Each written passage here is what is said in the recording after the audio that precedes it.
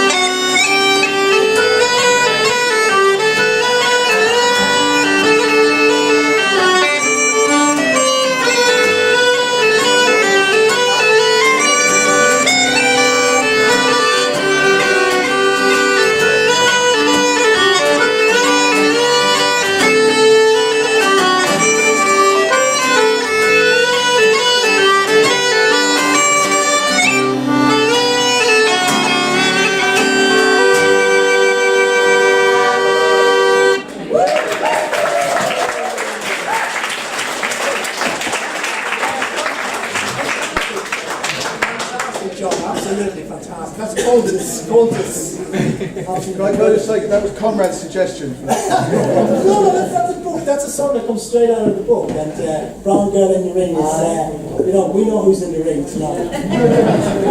and that's a song, funny enough, I remember when it was released, because I was quite embarrassed.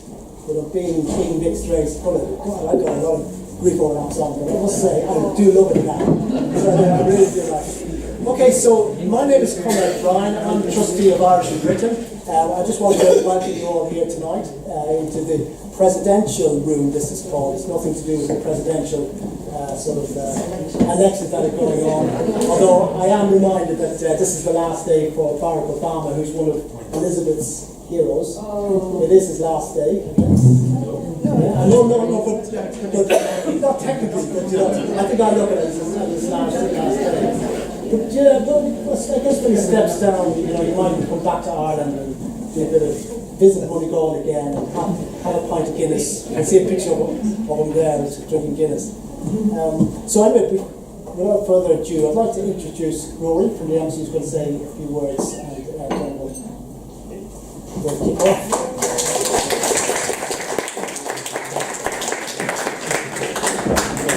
Thank you very much, Conrad. I'm delighted to be here to represent the embassy. Ambassador Mulhall would have liked to have been here himself, but he sends his best regards for the event, and he very kindly actually lent me his copy of the book so that I could read it. I'm delighted to be here to actually at this event to honour the publication of this wonderful book by Elizabeth. I think that there's a great deal that could be said, and indeed I have various notes myself about Elizabeth's illustrious career. I know that many of the people in the audience here would know her well and would know a lot more about what she had done than I did, but I thought I would just say a few a few words about that. You know, that she's the Emeritus Professor of Nursing at the University of West London and has held a very wide range of senior posts in various health organisations. I know she was a pioneer in addressing the issues of sickle cell and thalassemia, and is a patron of the Sickle Cell Society. I know that she was actually involved with she was vice chair of the Mary Seacole Memorial Statue Appeal, which was successful. And actually, that alone, I have to say, hugely impressed me, because it's so difficult to do anything of that sort in a city like London with so many memorials, to actually, press something like that to the end.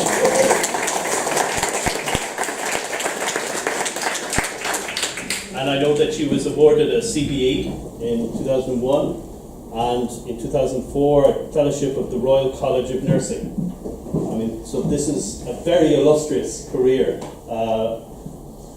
I also know, of course, that from reading the book, that she was the daughter of two extraordinary parents, coming from very different cultural backgrounds, Irish and Nigerian, at a time when that was a very difficult thing to be, something that wasn't acceptable in the society of the time.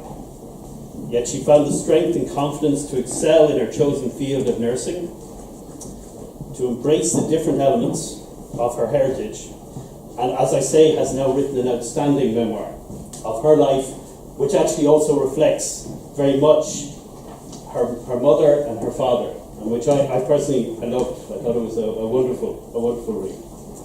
And I'd just like to close by thanking Conrad for all his efforts to put together this event, and indeed the Mixed Race Irish. I also would like to thank the London Irish Centre for their efforts and for actually hosting this event tonight. And I think I will leave it at that and let Conrad get back. Thank you.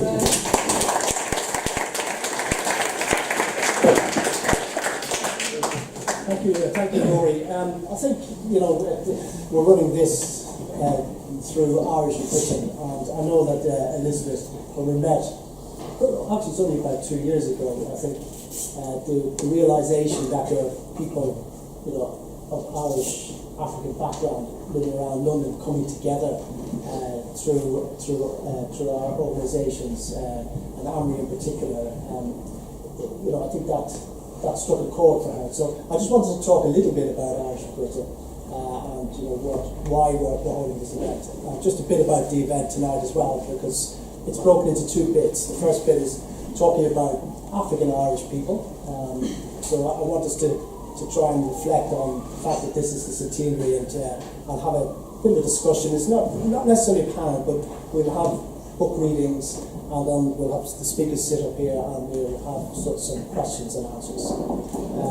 So just let me start with talking about Irish and Britain. Irish and Britain is a charity that was established in 1973. It used to be called the Federation of Irish Societies, and it was created as a single body to bring together the many voices within the Irish community, to share expertise, to represent and to campaign for and support the growth and well-being of our community through all the not-for-profit organisations and charities across Britain.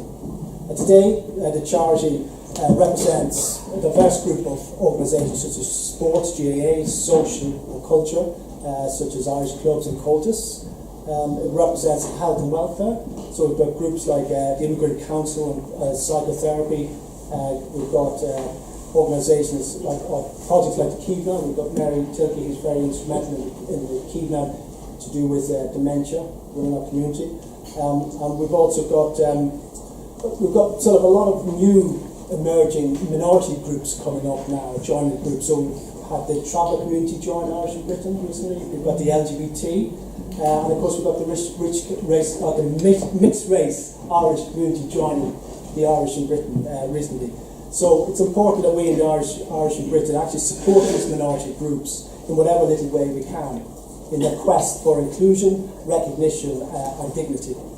As a person of mixed South African Irish heritage myself, brought up in Ireland, I have a particular interest in a mixed race Irish group called AMRI, We've got the founder, Ruirdhri, who's in the group, who's working tirelessly for several years to bring out the stories of mixed race Irish. She's in the group, so if anyone wants to talk to her later, do please feel free to ask her questions. So for most of us growing up in Ireland, life was not easy and often horrific for some dealing with racial abuse as a child. You might have noticed there's some posters in the room called The Decade from the United Nations. The United Nations has recognised that globally people of African descent are amongst the poorest and the most marginalised in the world. And as a consequence, they've set up a programme called The Decade. And this is to address this particular disadvantage issue. The former UN Secretary Ban Ki-moon said recently that across the globe, Africans and African diaspora continue to suffer inequality, disadvantage because of the legacy of slavery and colonialism. Freedom from violence, prejudice and discrimination are a distant dream for many. So he went on to say that the entire United Nations system is participating in this decade. The activities range from human rights bodies to specialised agencies and programmes, and he encourages everybody to develop and implement initiatives, creative initiatives, that will make a concrete difference to people's lives. So this event, our event here, to celebrate Elizabeth's achievements and her new book, has been endorsed by the UN Decade as a small part of these events, which run up to 2024. As you may know, this year is Ireland's Centenary year, and we've been commemorating and celebrating our nation's first 100 years since 1960 and rising for the independence of the state. Despite what anyone says about our Irishness, our colour, or even our accent, we also want to celebrate this and to learn from stories emerging about our own Irish people of African descent. So this evening, this is a great opportunity to hear some interesting stories. The Irish in Britain want to celebrate these positive stories. We want to take you on an alternative journey to discuss our centenary period and how people of African descent actually experienced our centenary, because there's many people of African descent living in Ireland. So the centenary programme itself has several elements to it. It's about remembering, it's also about reflecting, and also about reimagining a better future for us all. So the two speakers I've got today, Joseph Healy and Professor Brian Fanning, will give you some historical context and talk about the African-Irish encounters and experiences during the centenary period. We'll have a short Q&A after that, and we'll break at about 8:30 this evening and have some more music, and then you can pop down to the bar and have drinks. And then hopefully we'll start again near 9 o'clock. And second part, we go straight into the book reading with Elizabeth. So just to remind you that we do have a raffle here. We have a signed book and 2 bottles of wine for first prize. And for second prize, we get a signed book and 1 bottle of wine.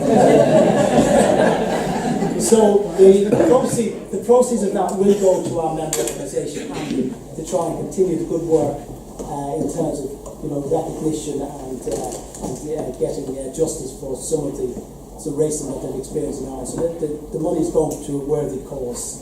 And for those who've already donated, I want to give you a sincere thanks. I know that some of you have already donated already as you purchase your ticket. So first speaker would be